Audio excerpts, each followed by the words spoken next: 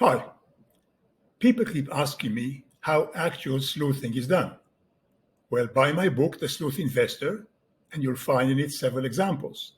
But here is one more, a true story, but with some details obfuscated to protect the innocent. Years ago, when I ran a tech hedge fund, we used to bring in summer interns. What I want to tell is how one such intern learned to sleuth for shorts. Let me call him Thomas. He was an MBA student in between the first and second years. He played guitar in a band on the weekend, was married, had a new baby, a nice guy. I told him to look at our portfolio and tell me if he had any comments about the stocks we owned. Also, if he had any ideas of new stocks, please let us know. That first week, he got a new idea. It was a Canadian tech company that had gone public the year before based on the technology to prevent car thefts. Those were the early days before GPS, so their idea was to embed a tiny FM transmitter in the car's chassis, powered by the car's battery. If the car was stolen, you could use a receiver that came with the car to find a direction to the car from two different spots, then mark the lines on the map, and the intersection showed where the car was. It's called triangulation, and that's what pilots used to do before GPS came into being. Their idea was if your car got stolen, you could find where it was yourself, tell the police, and then pick it up and arrest the thieves. Cool. Also, the entrepreneurs had two other good ideas. The first, that devices should not be sold to car companies or car buyers, but rather to the insurance companies. Why? Because if an insurance company paid out millions for stolen cars, they'd have an incentive to offer a discounted insurance to drivers who installed this device. But the second idea was even better. It was to look for a country with a large number of car thefts and not much competition from people like them. And believe it or not, that was Brazil, which then had close to $300 million of car thefts a year, maybe more. The US had a bit more, but in Brazil there was no competition. So the entrepreneurs flew to Brazil, found a local partner, the nephew of a local senator, and hired him as a consultant. Then together they met a few insurance companies. Based on the insurance companies' keen interest, the entrepreneurs returned to Canada and went public. Thomas, our intern, analyzed the stock, took a Part 1 transmitter even, he had an engineering degree, and presented the result in a nice blue folder. It's a buy, he said. I asked him if he talked to the company's real clients, the insurance companies. How, said Thomas. They're in Brazil. I don't know anyone there and I can't speak Portuguese. Well, I had some Stanford classmates in Brazil, but I didn't want to call them because I wanted to show Thomas how sleuthing can be done cold from zero. So, with him on the phone with me, we placed a call to the Canadian Embassy in Sao Paulo and asked them to speak to the commercial attaché. Now, a sidebar. In every embassy, there's such attaché whose job is to help his home country's business people do business in the host country. That attaché was a woman. I let Thomas talk to her. He said, we are Canadian pension fund doing due diligence about a possible investment in Brazil. Could you refer to us to people we could call? Now, another sidebar.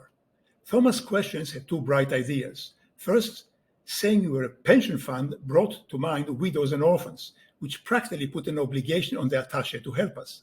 But second, investing in Brazil brought to mind a Canadian company money going to Brazil, which would give the attaché a role, maybe even help her career. Okay, she said, I'll help you. Which company is doing the investing? Thomas mentioned the name of the anti-theft company and said, you want to know who to call the insurance companies, and mentioned two of them. There was now a short silence. Finally, the attaché said, look up the annual report. I don't know anyone there. Thomas said he tried to call them, but they didn't call him back. There was another silence. Try newspapers, said the attaché at last. Or the business reporters. Maybe they would know. Which reporters? Gradually, she mentioned two newspapers. Still no names of actual people. Thomas thanked her and we hung up. Well, he said, why did she pause when you mentioned the company name? Well, I said, I don't know, but I like it that you noticed. So, Thomas went to the library to check the Brazilian newspapers. Remember, this was before the internet became popular, and he found the names of two reporters. Together, we called the first reporter. He was on vacation, but the second one was in the office. Luckily, I speak a bit of Portuguese. Eu trabalhava para conglomerado canadense que tinha algum negócio no Brasil. That is, I once worked for a Canadian conglomerate that had some business in Brazil. Still, my Portuguese vocabulary is very poor, so luckily, this second reporter knew English.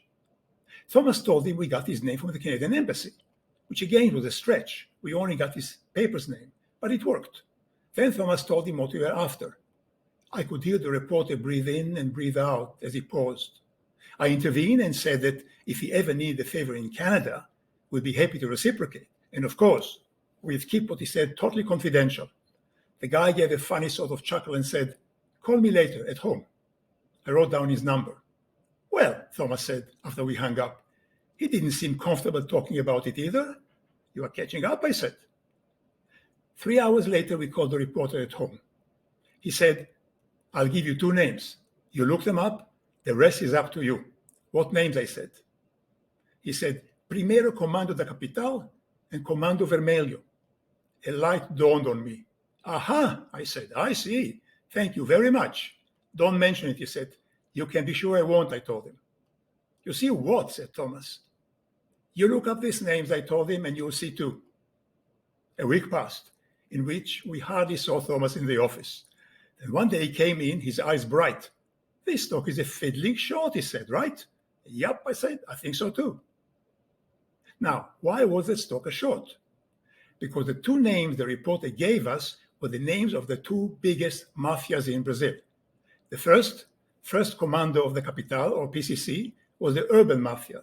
The second, Comando Vermelho, or Red Company, was mostly the mafia of the prisons. The first had money and contact and skills. The second had labor and muscle. They were, of course, competing to a point. At the time, however, there were rumors that the two were about to merge. The car theft market, of a few $100 million a year, was mostly owned by the first mafia. In the proposed merger, that would be part of the assets the mafia would bring in, as dowry, so to speak. Even in normal times, no way would they allow the theft market to be cut down for the benefit of some fiddling insurance companies. Especially that year, they wouldn't. Now, how did Thomas learn all this? The names of the mafias he got in the library. But after he understood that, he knew I'd tell him to call someone local to confirm. Who to call? Well, in the pub where he and his friends play rock on the weekends, there was a policeman who did guard duty for extra pay. Thomas asked him if by any chance he knew anyone who knew anyone who knew anyone in the police in Brazil. "Why do you want to know?" asked the pub policeman. Thomas told him frankly. The policeman laughed and after a few days came back with a name, a police capitan in one of the São Paulo slums, the favelas, whom a local policeman in Canada knew. When Thomas offered to buy him a beer, the local policeman chuckled. "No need, just tell him what he tells you." When Thomas called the Brazilian guy, it took a few days to reach him, that one laughed too. "You mean these Canadians techies expect my policemen to risk their necks going into the slum to bring out some executive beamer? Are they crazy? We don't get paid enough for that. Also, it can start a war."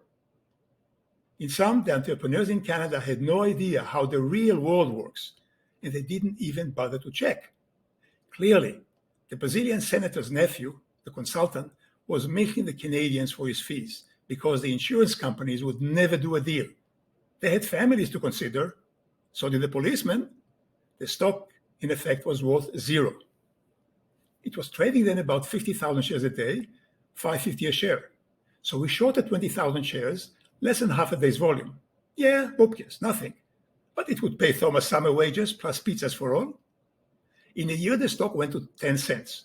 We bought it back and closed the shorts for almost $100,000 profit. When he left to go back to school, Thomas shorted the stock too. So, by the way, did the pub policeman who got in the Brazilian contact. Sleuthing pays, you see. Today, Thomas helps run one of Canada's largest pension funds. Their performance is very good, I hear. Now, what can you learn from this story about sleuthing?